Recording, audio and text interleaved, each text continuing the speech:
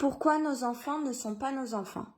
Comme le disait dans le livre Le Prophète de Khalil Gibran, vous pouvez abriter leur corps mais point leur âme, puisque ces enfants-là ont déjà eu d'autres parents avant vous et auront des futurs parents après vous.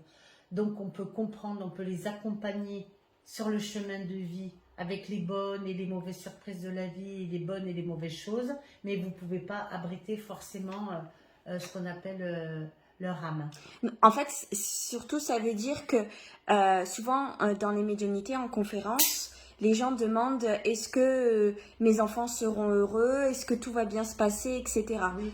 En Parce qu'on fait, veut le meilleur normalement pour oui. ses enfants, c'est logique. Oui, mais dans le but de la vie, c'est pas vouloir que tout se passe bien dans leur vie, c'est leur donner la force et le courage, Et de les accompagner pour aller vers le meilleur. mais de surmonter De surmonter les épreuves de la vie. Parce que les parents qui essayent de prendre des épreuves à leur place, c'est pas leur rendre Non, service. c'est pas leur rendre service, non.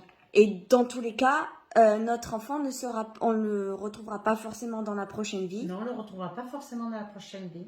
Et il a eu d'autres parents avant. D'autres parents avant, il peut avoir d'autres parents après. Il en aura d'autres. Et il peut vice-versa, comme je l'expliquais dans certaines vidéos, il peut être dans la prochaine incarnation, vous, être votre père, par exemple, si c'est votre fils, et vous, vous êtes la fille, et vice-versa. Donc, c'est pour ça que on n'est jamais vraiment le parent de notre enfant. Non.